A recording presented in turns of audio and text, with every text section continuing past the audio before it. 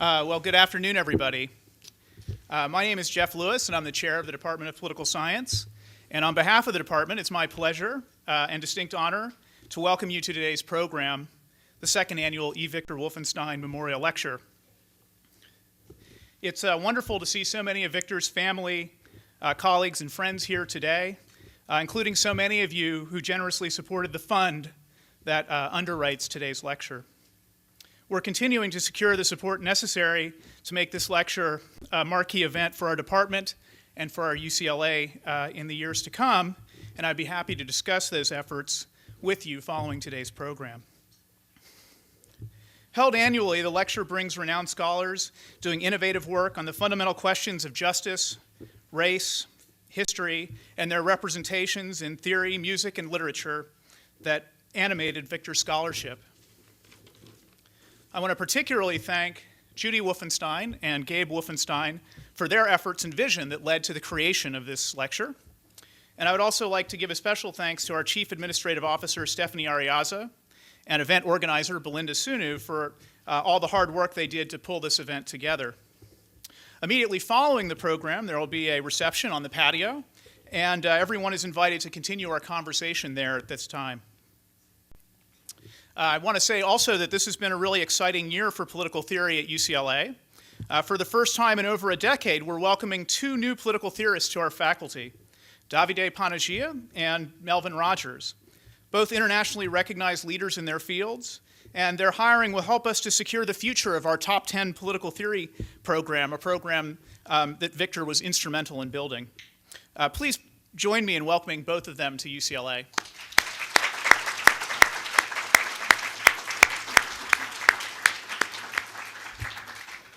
Melvin Rogers joins us from Emory University, and he previously held an appointment at the University of Virginia where he was colleagues with today's speaker, Lawrence Balfour.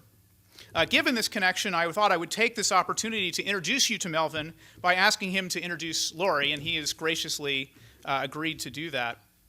Melvin's teaching and research is in the area of political philosophy with a focus on democratic and Republican theory. That's little d, little r, democratic and Republican theory. American and African American political thought, and issues of religion, race, and gender. He is author of The Undiscovered Dewey, Religion, Morality, and the Ethos of Democracy, and his articles have appeared in such prestigious outlets as Political Theory, the American Political Science Review, and Philosophy and Social Criticism. Ladies and gentlemen, Melvin Rogers.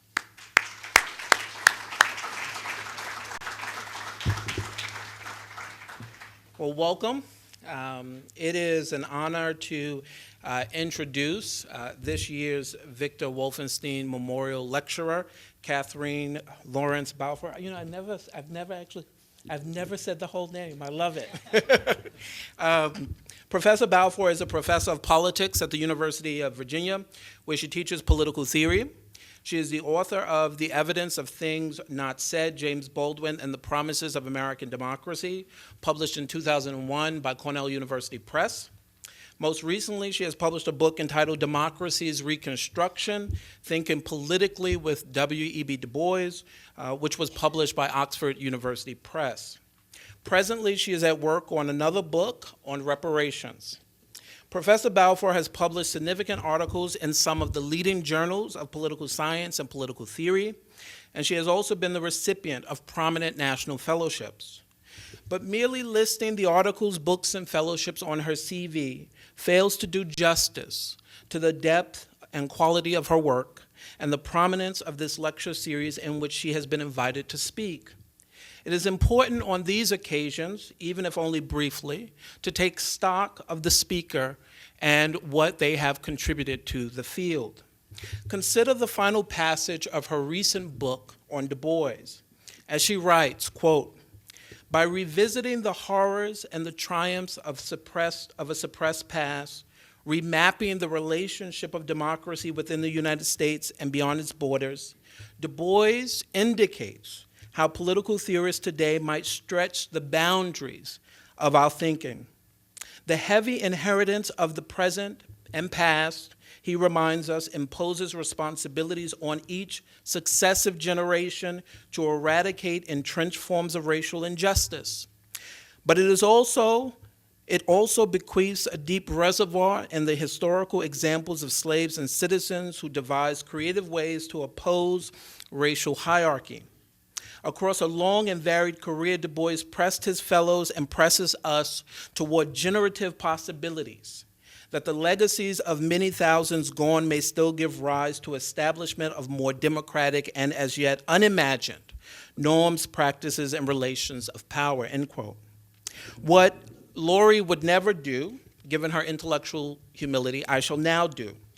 We could very well replace Du Bois's name with hers in the passage above. Her career since becoming an academic in the field of political science has been an attempt to stretch the boundaries of our thinking by bringing into light of philosophical reflection those thinkers that have long remained in the shadows. And it has all been out of a profound sense of responsibility to challenge racial injustice and, in James Baldwin's formulation, achieve our country. In her friendship and especially her scholarship, she has modeled for many, including myself, a way of listening and reading that honors the integrity of the African American intellectual tradition. And this continues in her lecture today entitled Fugitives Democracy, the Political Worlds of Toni Morrison's Essays and Fiction. It is my pleasure to introduce the second annual Wolfenstein Memorial Lecture, Lawrence Balfour. Thank you.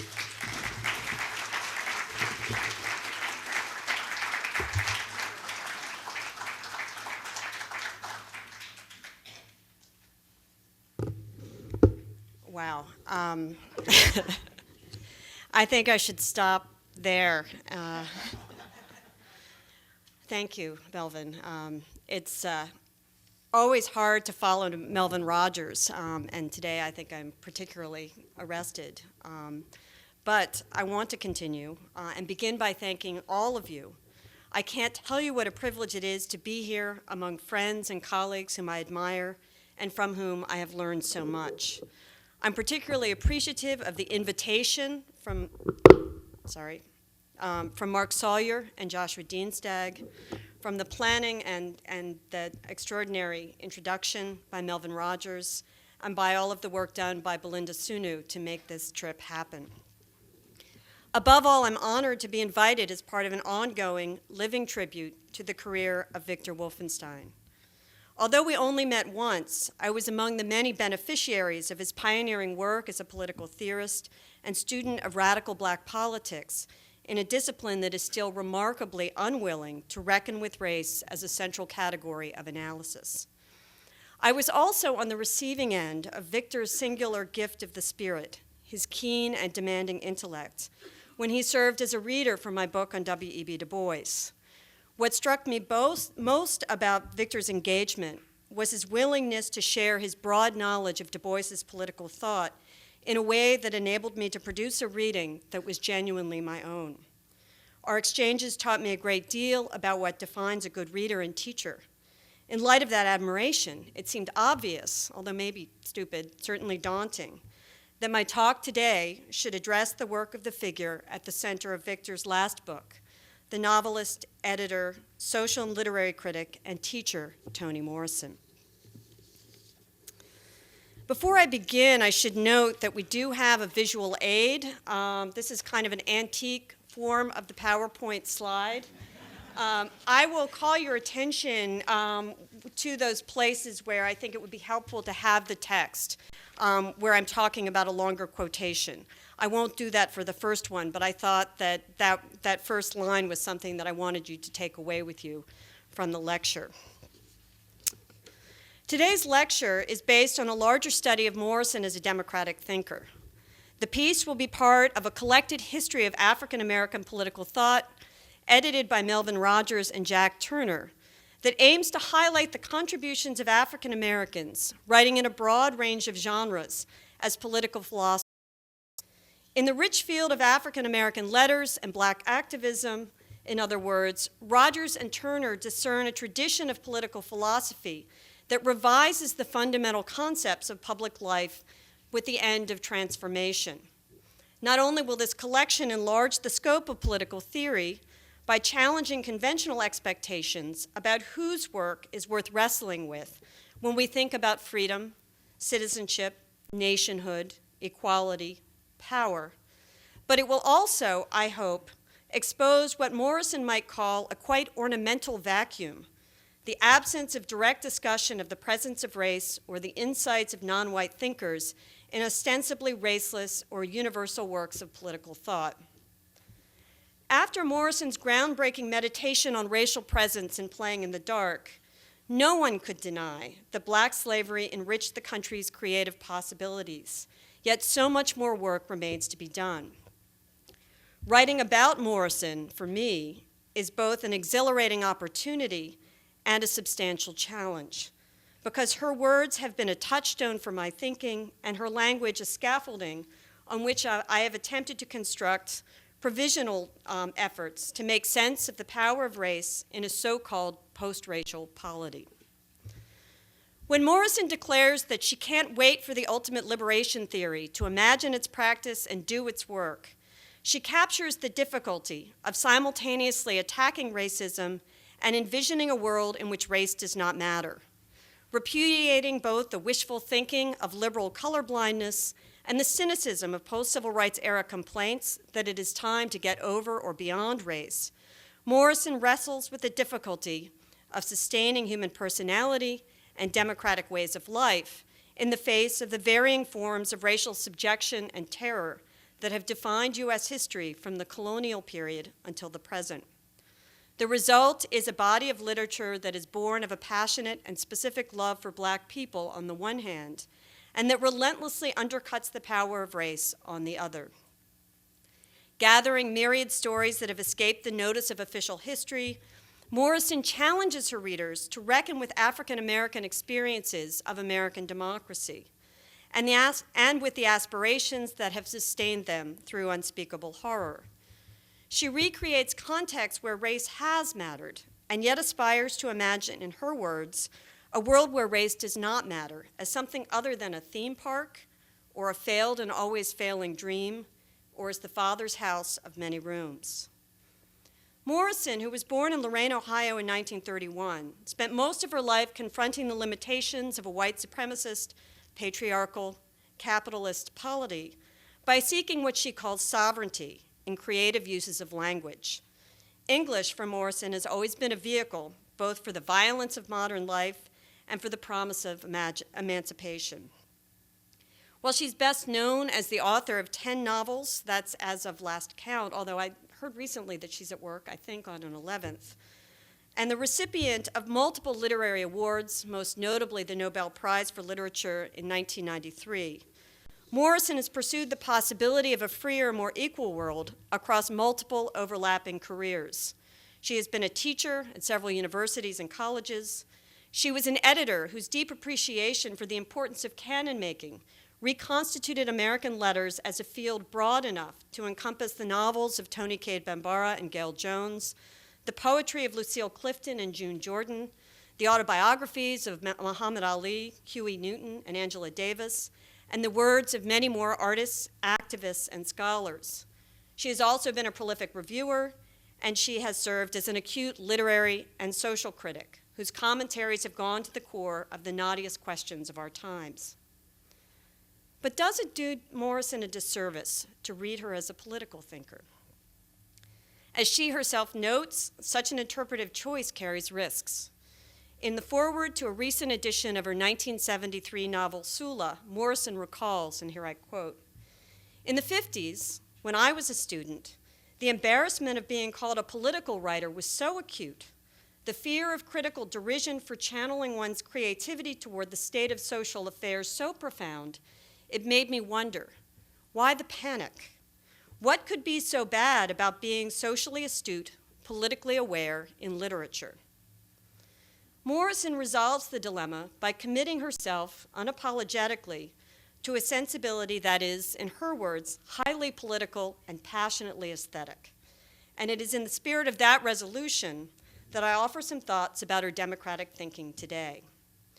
At the risk of offering a reductive account of a writing career that is astonishingly fertile and wide-ranging, I want to focus the remainder of my lecture on two words: fugitive and responsibility.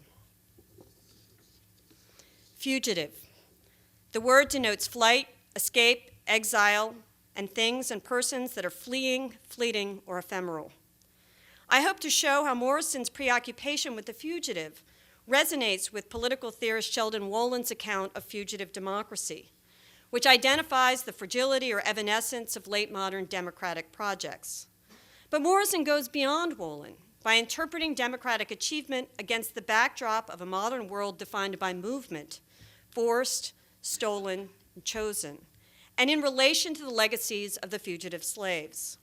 Her writing not only recreates the historical worlds of the Atlantic slave trade, the Fugitive Slave Act, and the Great Migration, but it suggests the ongoing power of fugitivity as an attribution that always potentially marks non-white persons as outlaws and renders them vulnerable to violence, often sanctioned or unpunished by the state. Her work illuminates what last year's speaker, Robert Gooding Williams, describes when writing about Trayvon Martin. He talks about fugitive slave mentality, whereby black citizens can be presumed to be in flight from the law, and the word of white citizens goes unquestioned. Her attentiveness to the worlds that the fugitives create, furthermore, gestures towards an account of democratic life that is not bound up with the conquest of territory or policing of borders. Responsibility. The second word, which appears again and again in Morrison's fiction and nonfiction writing, may be among the most vexed terms in American political life. It is a term that is rarely not raised or gendered in American public discourse, a word wielded as a cudgel and an instrument for justifying domination. We need think only of the 1996 Personal Responsibility and Work Opportunity Act, or of the discourse of personal responsibility that has been used by conservative commentators and also by President Obama to decry black behavior and demand an end to excuses. Responsibility, I would argue, has become one of the crucial markers of contemporary inequality, where some members of the polity are presumed to be responsible in the criminal sense, others are presumed to be responsible in the sense of independent, upstanding, dutiful citizens. In Morrison's hands, the word regains its humanity and its history. To illustrate, I'll draw upon her 1987 Pulitzer Prize-winning novel, Beloved, and her most recent novel, Home, which appeared in 2012. Both narratives concern the movements of African Americans. One is grounded in the 19th century journeys of fugitive slaves, and the other follows the reverse migration of a black veteran who returns to the South in the 1950s. In both novels, Morrison explores how her characters contend with white attributions to them of the absence and the excess of personal responsibility. Both stories vivify how they attempt, against the odds, to become accountable to themselves and to each other. So first, fugitives and citizens. The democracy is fugitive in the sense of fleeting or ephemeral is an idea that is familiar to political theorists. And we might say that Morrison articulates a conception of fugitive democracy that is critically similar to Sheldon Wollin's 1996 essay by that name. Morrison, like Wollin, recognizes the danger to collective life when its survival requires the erection and reinforcement of boundaries. Her account of democracy addresses what Wollin calls the potentialities of ordinary citizens and rejects the gladiatorial image of sovereignty conjured by Hobbes and decried by Wollin. Celebrating, and here I quote, that egalitarianism which places us all, reader, the novel's population, the narrative's voice, on an equal footing, Morrison's writing returns repeatedly to a conception of democracy that resonates deeply with Wollin's account. And here I turn to the second quotation on your sheet. Democracy needs to be reconceived as something other than a form of government, as a mode of being that is conditioned by bitter experience, doomed to succeed only temporarily, but is a recurrent possibility as long as the memory of the political survives. The experience of which democracy is the witness is the realization that the political mode of existence is such that it can be and is periodically lost. Democracy is a political moment, perhaps the political moment, when the political is remembered and recreated. Democracy is a rebellious moment that may assume revolutionary, destructive proportions, or may not. These sorts of moments are pivotal in Morrison's fiction. In Beloved, for example, former slaves respond to the call of Baby Suggs, an unchurched preacher, when she brings a free community into being by enjoining her neighbors to love the flesh their white masters exploited and despised. While the community that Baby Suggs helps to found disintegrates too quickly, that experience of commonality can be and is remembered and conjured again late in the novel, when a member of the community is menaced by the ghosts of the past. These instances, when diverse individuals come together to oppose the ongoing power of slavery, illustrate beautifully what it means to think of democracy as something other than a form of government. There are other links joining Morrison's and Wollen's visions as well. Both pay attention to the practices of tending, of cultivating habits through which heterogeneous groups of individuals can constitute an egalitarian collective existence.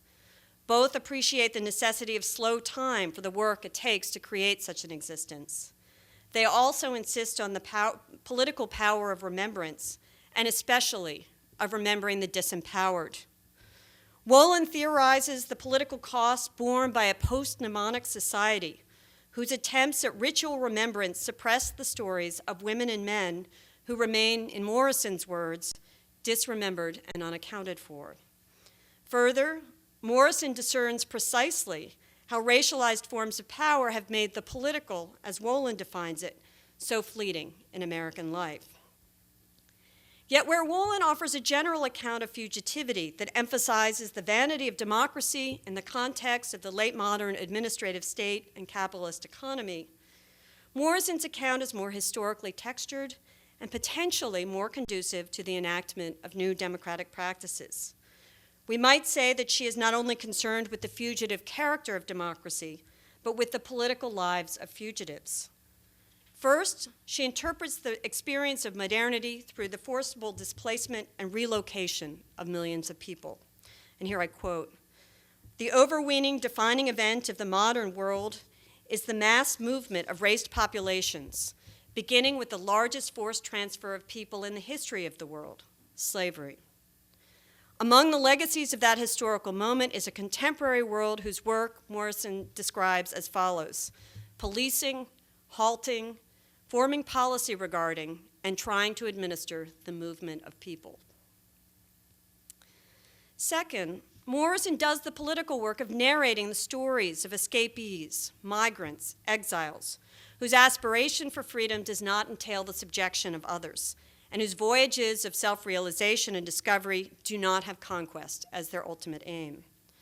Noting that African American history has been a history of taking leave and looking for home, Morrison's words rekindle the spirit of women like her grandmother, Ardelia Willis, who sneaked her 7 children out of the window into the darkness rather than permit the patron of their sharecropper's existence to become their executioner as well.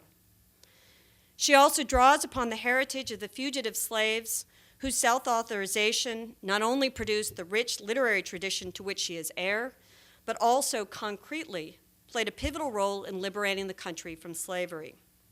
Yet, as many commentators and Morrison herself have noted, she goes well beyond the published record to imagine stories that could not be told and the interior lives of the enslaved who left no record.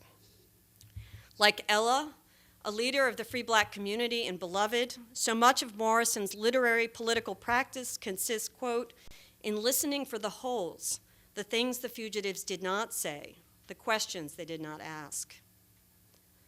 Not all of Morrison's work focuses directly on slavery, but it is hard to find a novel or essay that's not touched by it, and that is precisely the point. Morrison returns again and again to modernity's defining disaster, which is not to say that it is its only disaster, and to the responses of the enslaved to their situation in order to grasp what it means to do the work of liberatory theory. Crucially, she resists romanticizing the past or the men and women who lived it, and if her writing is animated by memory, it discredits any tilt towards nostalgia. Her rendering of the political potentialities of ordinary citizens accentuates their ordinariness. That is, they are flawed and contradictory, unique and even hateful, and they are sometimes capable of truly audacious feats.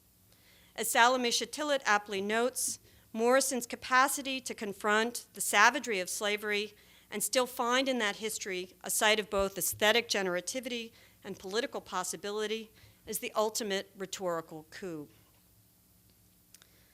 Third, Morrison's emphasis on racialized subjects in flight deterritorializes the idea of democracy, disconnects it from a preoccupation with borders and walls. Gifted with a richly pastoral imagination, Morrison recreates American places of staggering beauty and lavishes attention on the natural world. Yet she eschews the colonizing imagination of a gleaming, empty land. Against assertions by familiar figures like John Locke or Alexis de Tocqueville, Morrison gives us a topography that is traversed by different peoples and inhabited by rememories that have been suppressed by official history. Writing from the vantage of the fugitive and the native, she refutes the basic tenets of what Aziz Rana calls American settlerism, a mindset that joins the freedom of some to imperial expansion and the subjection of people considered unassimilable to full membership. Morrison's novels, by contrast, regard the land as it is seen by the hunted, not the hunters.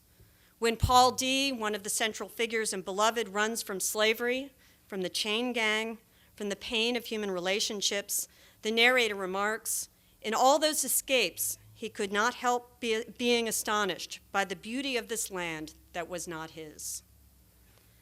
Again and again, Morrison arrests the reader with sentences like this one, sentences that simultaneously reproduce the pleasures of seeing, hearing, touching, tasting a miraculously gorgeous land, and the vexed position of women and men whose human rights to occupation or self-determination are continually in question. Under these conditions, she intimates, acts of founding are distinct from acts of conquest.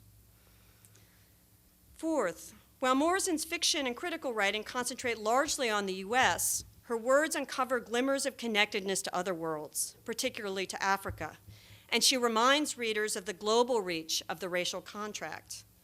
It is not a stretch, I think, to ask how her writing might be understood in conjunction with Richard Eiton's investigation of diaspora as a form of resistance. Diaspora, according to Eiton, disrupts and dislocates mainstream political norms and calls attention to the continuing operation of the colonial in a democratic society that has never owned its colonial character, that is, apart from Lexington and Concord. In that vein, we might consider the role of black soldiers in Morrison's novels, which draws upon the experiences of citizens who went abroad in the service of American political ideals and returned to poverty, humiliation, and the ever-present threat of lynching. These conscripted cosmopolitans undercut heroic narratives and reveal instead the personal and collective costs of American crusades to make the world safe for democracy. Crusades that will not admit either the imperial character of that enterprise or its incoherence in a white supremacist polity. At the same time, the broad span of Morrison's imagination and her attentiveness to fugitive experiences also conjures a history of effective and potentially political linkages beyond the nation state. In Beloved, for example, Morrison recreates a lineage of violation and acts of rebellion through Setha, a fugitive slave mother who tries to remember her own mother's African language and to reconstruct the story of her revolts during the Middle Passage and on the plantation. Similarly, the story of the Flying African links the protagonists of the novel Song of Solomon to a mythological past, to the history of the family's violent disinheritance through a murder carried out by covetous white neighbors, and to a way of living freely in the face of oppression, as embodied in his aunt and convention-breaking aunt Pilate. While Morrison is alert to the romance of making too much of those fractured connections, she doesn't underestimate their potential, and this is the third quotation.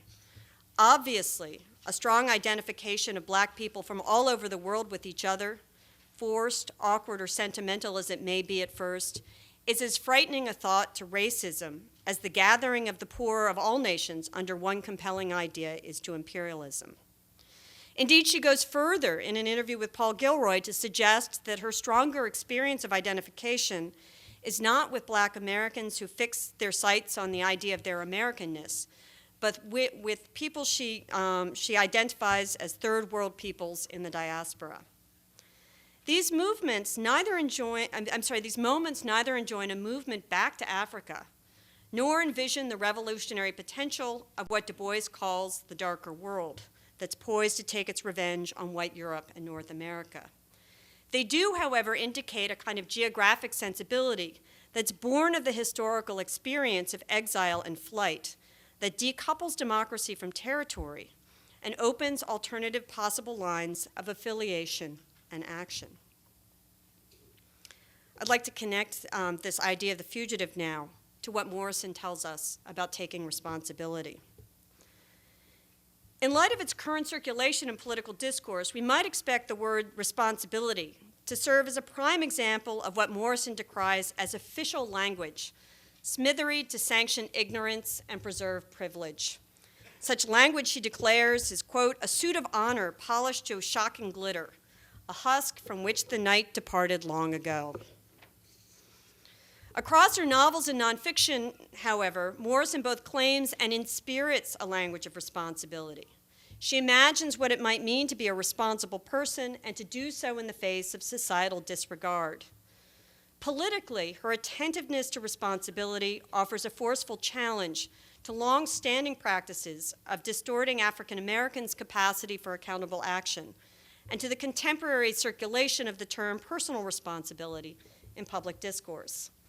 Uses of this term both conjure degrading images of Black existence and efface the constraints imposed by racialized structures and practices that have been sedimented over generations. Morrison asks us to consider the operation of these constraints in her 1993 Nobel Lecture in Literature.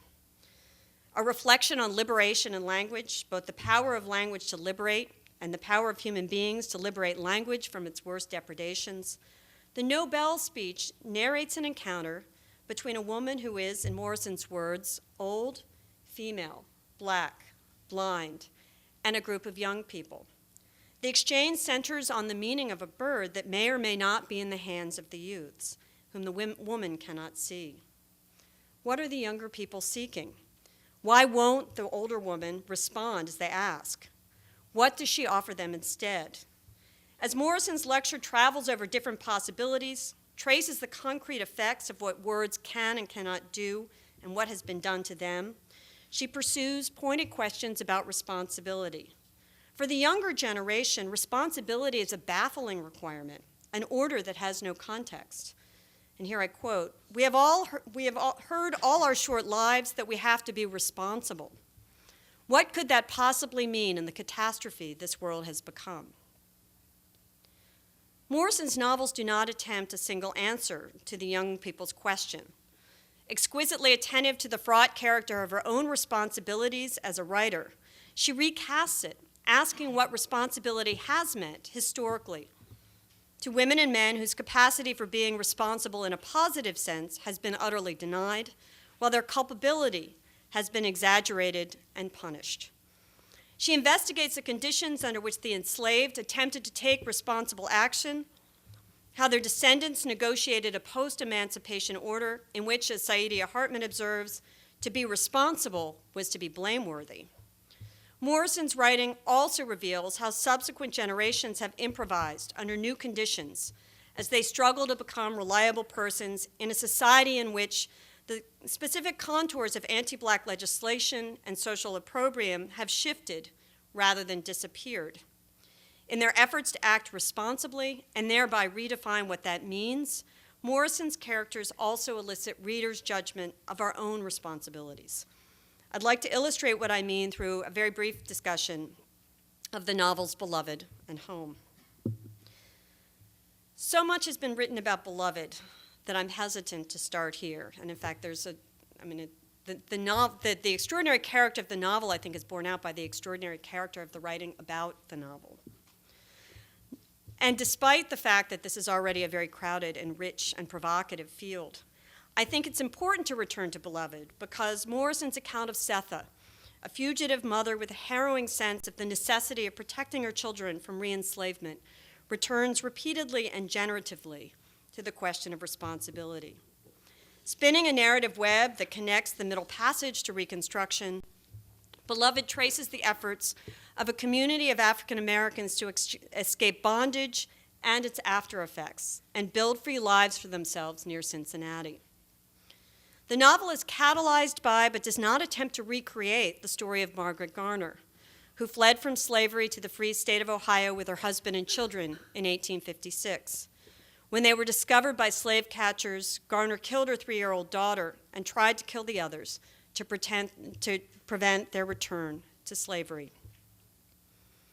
Not only does Morrison ask readers to contemplate the meaning of the moment in the woodshed when the character she calls Setha kills one child with a handsaw and attempts to save the rest in similar fashion, but she considers more broadly the kind of superhuman acts of obligation that were necessary to sustain even the most fragile ties of kinship under slavery. The novel also renders in poignant detail one of the recurrent themes in Morrison's writing, the relationship between personal responsibility and the responsibilities of communities. Morrison's novel brings to life the ways in which, in a context where the killing of black children by the conditions of their enslavement was commonplace, one act could become a cause célèbre and a vivid example of the distortions of the idea of responsibility. If Setha, like the historical Margaret Garner, is largely silent about her act, others are quick to fill the void. Under the law and in the eyes of many commentators, Setha's actions could be understood through the terms of responsible subjectivity. Either she embodied it, as the admiring comments of the abolitionists would have it, or she proved the defenders of slavery right by demonstrating that the enslaved belonged to a fundamentally lower order of humanity. Even contemporary readings fall too easily into the trap of approaching Setha's act in terms that Morrison's account of responsibility disturbs. When Eddie Glaude interprets the novel through the lens of pragmatism, for instance, he concludes, and here I quote, Setha's choice is between competing values, between incompatible but morally justifiable courses of action. Her status as a responsible person is vindicated. But here's how Morrison sets up the scene. Setha is working in her garden. She recognizes her captors approaching and hears the wings of hummingbirds and feels their beaks through her hair. And this is the fourth quotation. And if she thought anything, it was no. No. No, no. No, no, no. Simple. She just flew. Collected every bit of life she had made, all the parts of her that were precious and fine and beautiful, and carried, pushed, dragged them through the veil, out, away, over there where no one could hurt them, over there, outside this place where they would be safe. This remarkable string of fragmented sentences aims to capture something of the lived experience of trying to enact kinship in the face of kinlessness, to take responsibility in the context of bare genealogy. Even as Morrison dramatizes the various invisible ways in which African Americans have taken responsibility, however, I think she is seeking something else here. The account of Setha's action lays bare a context in which there are no choices that a person could responsibly or reasonably accept, and yet she must do something.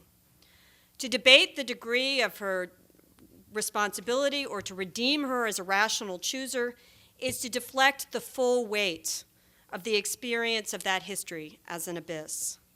Instead, I think the scene Morrison conjures is something closer to James Baldwin's observation when he writes, and this is the next quotation, "One is always in the position of having to decide between amputation and gangrene. The idea of going through life as a cripple is more than one can bear, and equally unbearable is the risk of swelling up slowly, in agony, with poison. And the trouble, finally, is that the risks are real, even if the choices do not exist." Morrison's reflections on responsibility in Beloved do not begin and end in the woodshed. Throughout the novel, she follows her characters as they aspire to forms of human accountability disallowed by slavery.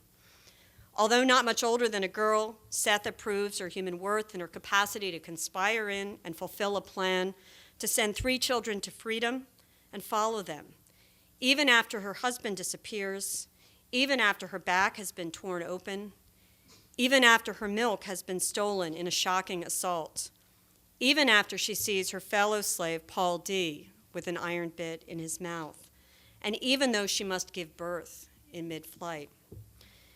It's little wonder that when Paul D. arrives at her Ohio home 18 years later, Setha's response is relief that she can, just possibly and maybe temporarily, give up some fraction of that all-encompassing sense of responsibility that carried her out of Kentucky and rewarded her with one dead child, 2 disappeared, and a 4th haunted and underdeveloped. What she knew, Morrison writes, is that when Paul D. touched her for the first time, the responsibility for her breasts at last was in somebody else's hands. Beloved also discloses as a lie the pretense of responsible action through which white Americans have understood their behavior, both in defense of and in opposition to slavery. Even at Sweet Home, the plantation from which Setha flees, where the master, Mr. Garner, boasts of treating his slaves like men, the truth is that they are, quote, watchdogs without teeth, steer bulls without horns, gelded workhorses, whose neigh and whinny could not be translated into a language responsible humans spoke. The master's responsibility to the enslaved, furthermore, is revealed as a hollow form of self-aggrandizement when Garner dies, and the management of the plantation falls to a crueler man known as schoolteacher.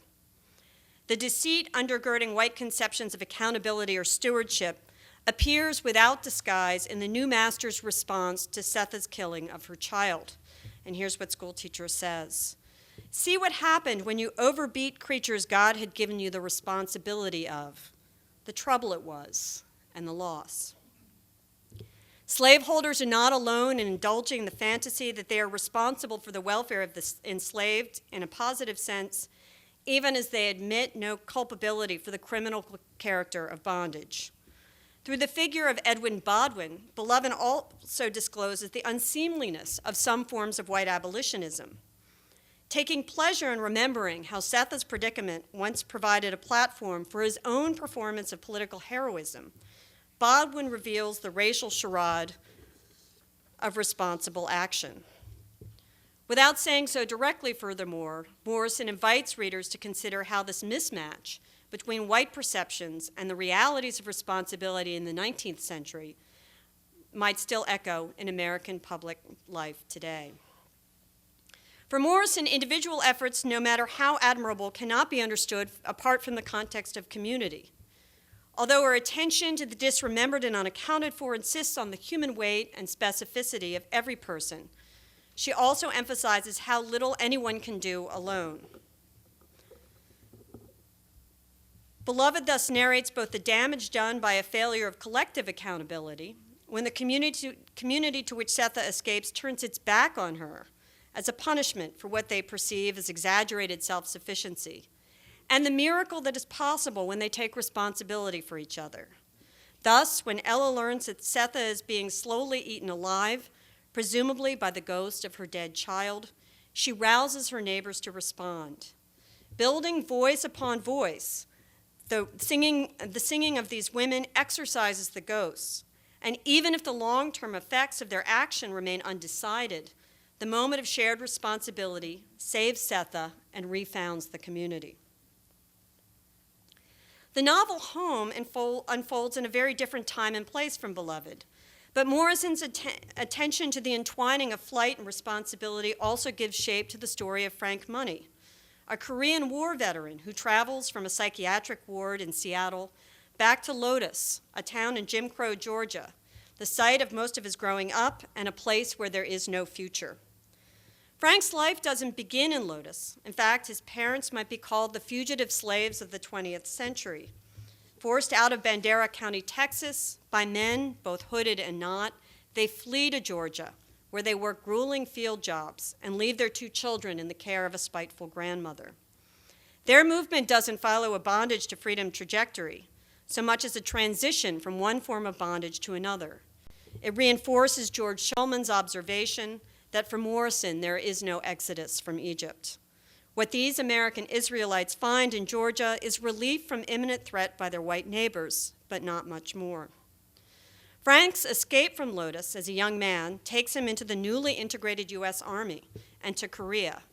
And Morrison implies that he would keep on running indefinitely if he weren't tied to his younger sister, Isidra, called C, who is in jeopardy. She's working in the well-to-do Atlanta suburb of Buckhead, where she's being held captive by a gentlemanly doctor who experiments on his poor patients and ultimately makes a hash of her womb. Dr. Bowe's study of racial science initially enthralls C, who cannot recognize what Morrison's readers recognize immediately, a form of book learning that updates the anatomizing of Setha's human and animal characteristics in the novel Beloved. When Frank learns that C needs him, he makes his way across Jim Crow America, North and South, to carry out a rescue. Taking to the road in the 1950s is dangerous business. This is not the 1950s that we're typically presented with. As dangerous as combat, Morrison shows. Indeed, Frank's encounters with violence along the way recall Gooding Williams' commentary on the long reach of Americans' fugitive slave mentality. And Frank's destination promises nothing like sanctuary or freedom. Indeed, as he explains his return to Georgia, Frank notes, and here I quote, "I didn't miss anything about that place except the stars. Only my sister in trouble could force me to even think about going in that direction. Don't paint me as some enthusiastic hero. I had to go, but I dreaded it." Morrison describes C, and these are her words, as the first person Frank ever took responsibility for. But she's not the only or last one in the novel.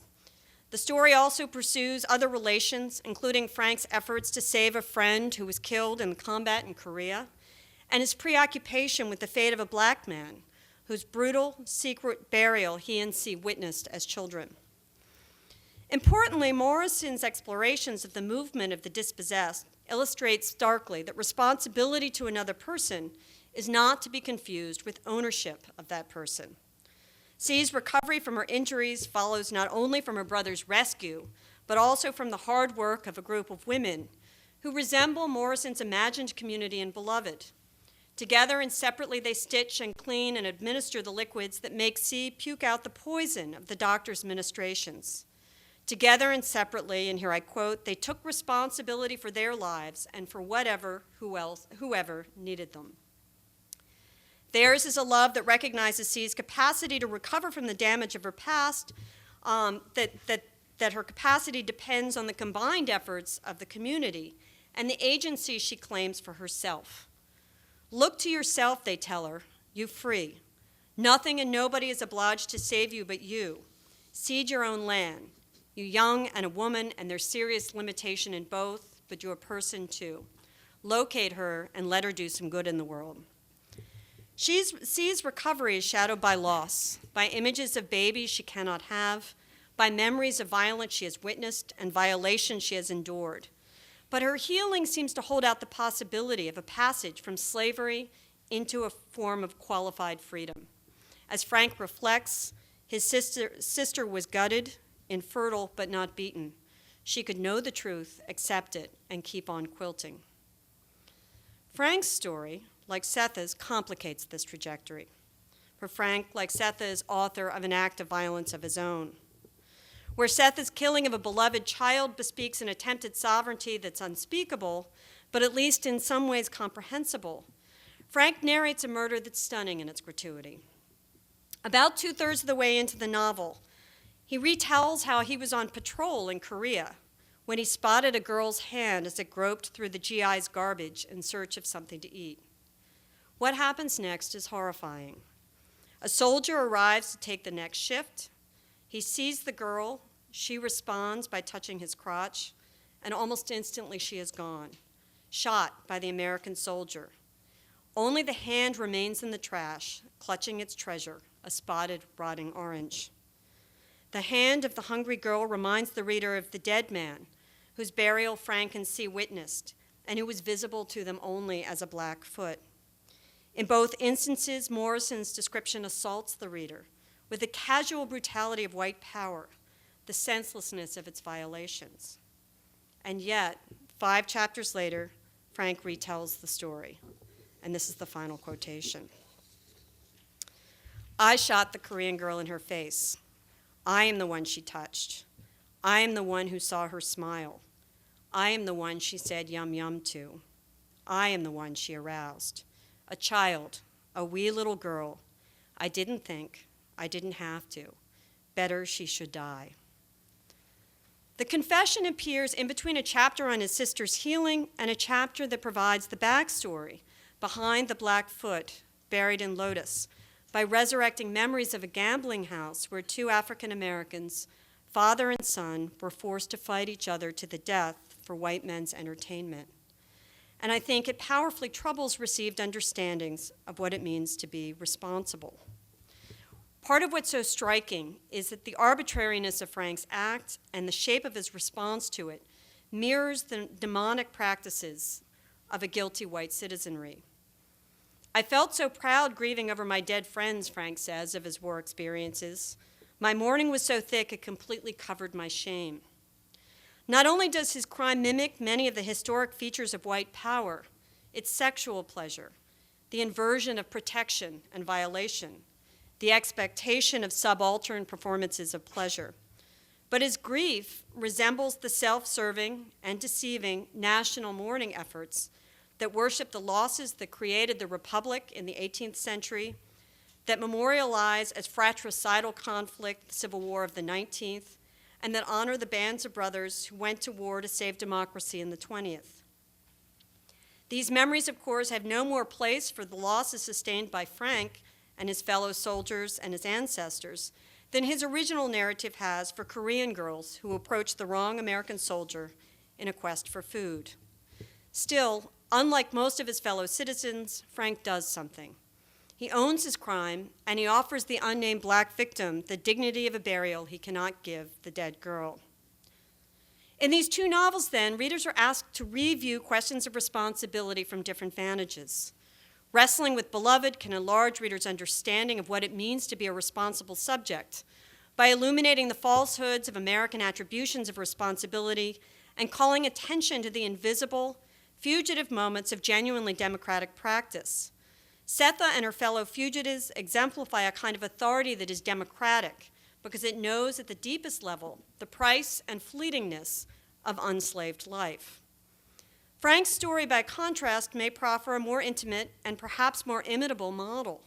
His decision to offer a form of redress for a gratuitous killing that is not his doing, but part of his inheritance, gestures toward what Morrison's readers can and must do in the face of the legacies that are ours. Taking responsibility for a bloody collective history of racial slavery and its successor regimes requires that we own the violence committed both by our hands and in our names, whether we would endorse that violence or not. And also that we reckon with the living vestiges of those acts in our contemporary life.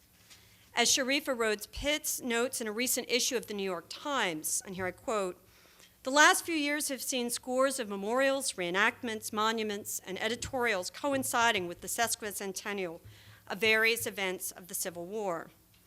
Yet, Rhodes Pitts urges, it is time to reckon with the question of whether the recent killings of Renisha McBride, Jordan Davis, Oscar Grant, Michael Brown, and the countless others whose names have escaped public notice, more aptly, in her words, commemorate the unfinished, perhaps unending struggle to assert Black humanity in a country built on its denial." For Morrison, finally, American democracy is the fugitives' democracy. It must be.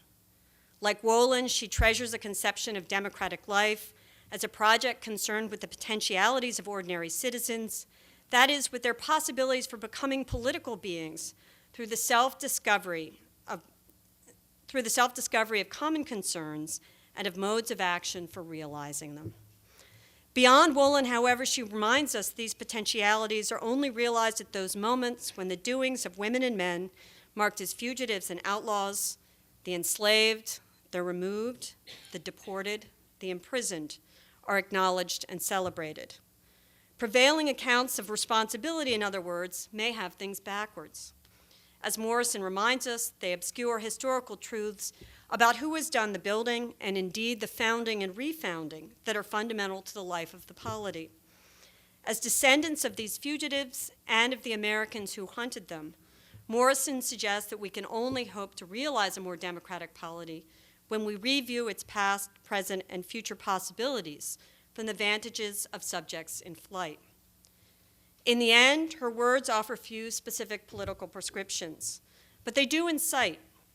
They call on readers to seek alternative policies and practices, found new institutions, and to refuse imprisonment in what she calls the racial house, and seek forms of home where it is possible to be, again in her words, both free and situated. They challenge us to question what kind of a polity and what sort of a people have to be told that Black lives matter. And in myriad ways, Morrison's words make crystalline a truth that the fugitives know in their bones, and with which she closes the 2008 novel, A Mercy. There is no protection, but there is difference. Thank you.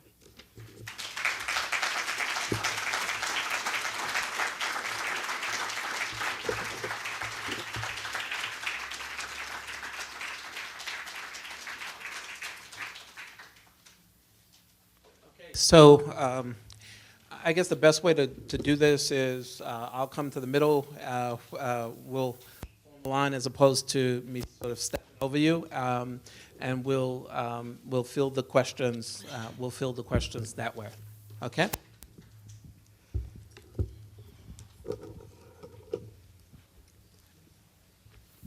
Thank you. Thank you very much.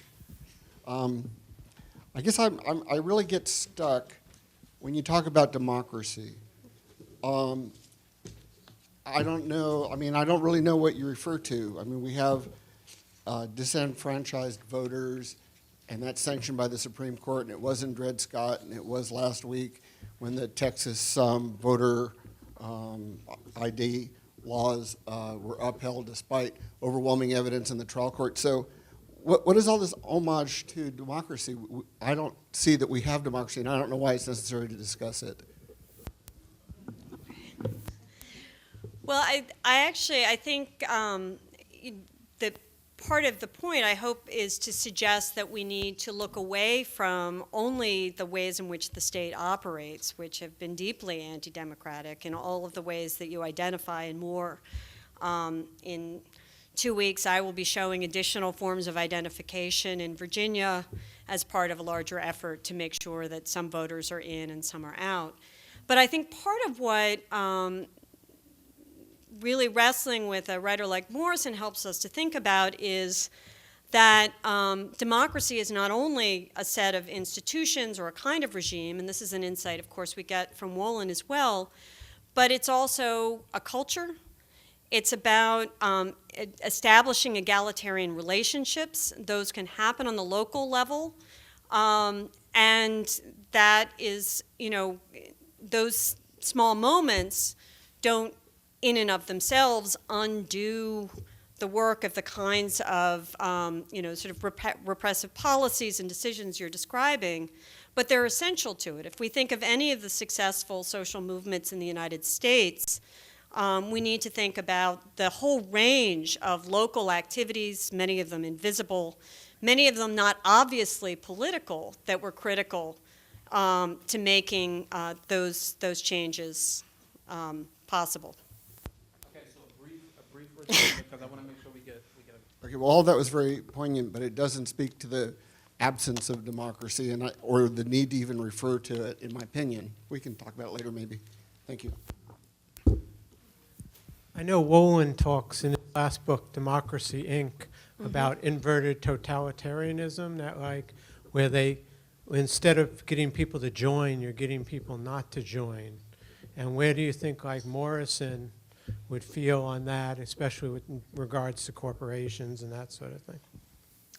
Well, I think, that she is very attentive to the ways in which capitalism has, and the form, particularly as it's developed in the United States, has been fundamental at suppressing the possibilities of free democratic communities. I mean, one of the things that I haven't done enough of, that I'd like to explore more fully, is in fact the centrality of soldiers in her fiction, particularly because she's very attentive to the ways in which the military enterprises have been bound up with the larger,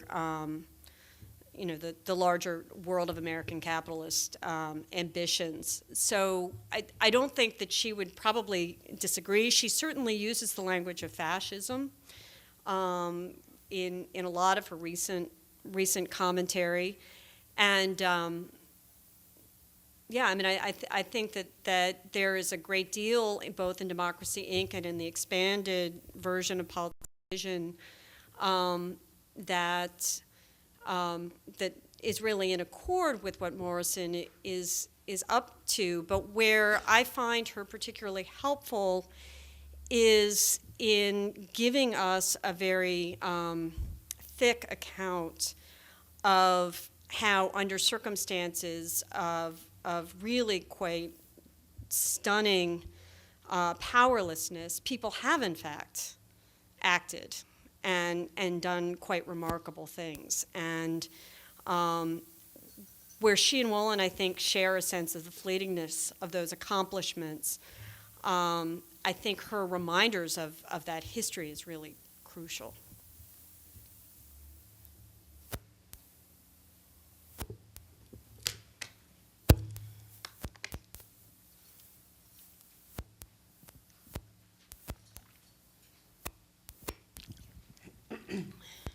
Thank you again.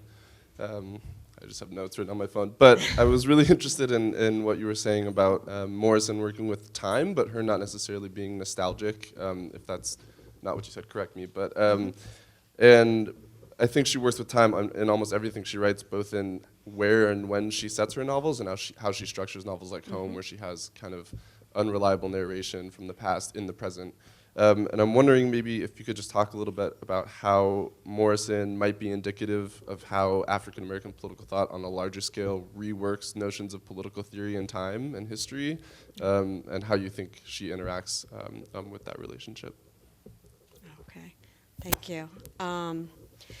So, I mean, there's so much to say about Morrison and the question of memory and time and the ways in which all of her work addresses the issue of how to contend with and move forward in the face of really horrific history. One of the things that she does, I think, it can go almost unnoticed, but that she does so incredibly effectively across her novels, is that you get this extraordinarily rich history lesson. Now you have to follow up, you have to look up the events that she cites, but her novels are really quite rich with references to the East St. Louis riot, to a whole range of, certainly a whole range of white mob actions, to various aspects of the Fugitive Slave Act, to, I mean, that she really gives us, for instance, in Home, there's a passing reference to, it's not a passing reference, there's a story of a woman who really is trying in every way she knows to strive to lift her, to be a kind of emblem of uplift. This is a woman who Frank gets involved with briefly. And Morrison tells the story of restrictive covenants and the pain of the experience of that, and also in a way that connects not only to the personal experience of not being able to buy the home that you have saved for, but also that then connects to these larger questions about the wealth gap, about the ways in which historical disadvantage gets compounded over time. All of that happens in these, in sometimes very brief moments in her novels. But she gives us, I think, such an account. I mean, A Mercy, which takes place in the 17th century. An account of slavery before race, as she puts it, is really quite incredible in all of the different ways in which we learn about the conditions under which people emigrated to the United States, and the various kinds of relationships that existed in that colonial, pre-United States era. And I think the way she does it is she does the work. I mean, that the argument is the story, which is really richly layered. Which is not to say that she doesn't also have a lot of commentary that talks about the work as well. But I think the best example of how Morrison offers us a theory of time is to look at the way in which she narrates. I think my question builds upon that last note of yours, and it has to do with the relationship between political action or democratic action and repressed or subaltern memory. So I'd like to hear more about understanding of the way in which Toni Morrison gives voice to subaltern subjects whose memory has really sort of fallen through the cracks of modern consciousness, sort of the dominant memory we understand to be modernity, and how we as readers sort of have that memory be transmitted and then be called upon to participate in democracy, however you understand that concept. So I'd like to hear more about your conception of that work as it plays out imaginatively, memorially. Thank you so much. That's another great question. When Morrison published Beloved, I guess after it came out, she gave an interview where she said she thought it was going to be the least read of all of her novels. She said at the time, she said, this is something that black people don't want to remember, white people don't want to remember, and then she said, I mean, it's national amnesia. Now, this is in 1987 that the novel appears, and it's part of a larger wave of novels that contend with slavery. But one of the things that is striking to me, and also quite troubling, frankly, is that the good news is that I think that that's changed radically. There is much more of an effort at memorialization. When I look at my daughter, who's in 7th grade, she has a much better and fuller understanding of this history and how it connects. Well, actually, I'll stop there. She has a much better understanding of this history. And we have seen at the turn of in the early years of the 21st century, both a revival of reparations as both a scholarly and activist. It achieved new attention. There was a wave of apologies, new monuments, new memorials. And what concerns me is that on the one hand, I think we do have a new and different consciousness, and yet on the other hand, this has also been a period of widening racial disparities. It's been a period in which we've seen racial inequality in a number of, if we take the wealth gap as just one example, in a number of ways, becoming exacerbated, and particularly, especially for the poorest black Americans and the poorest non-white Americans more broadly. So it's a really knotty question. There's a piece by Saidiya Hartman where she raises the question, can a better consciousness of this past lead to actual forms of redress? And the answer she gives is maybe, I can't remember the exact language, but it's maybe not. And so I think it's essential for real change. It's essential for redress, but it's not enough. And I don't know, I think Morrison has done as much as any other person to really attune white Americans, many Americans, to our history, and yet that isn't yet reflected in the realities of the polity or in the policies. And so it's a difficult question, and I don't know finally the answer. But part of what I find so intriguing about the character of Frank is precisely that there Morrison is I think modeling a kind of way of actually acting. And now it's a very isolated act. He and his sister go and rebury this man. They find him and they rebury him. They give him a dignified burial. It's a symbolic act. But I think she's suggesting that we need to be, at the very least, at the point of raising questions we aren't raising as a society about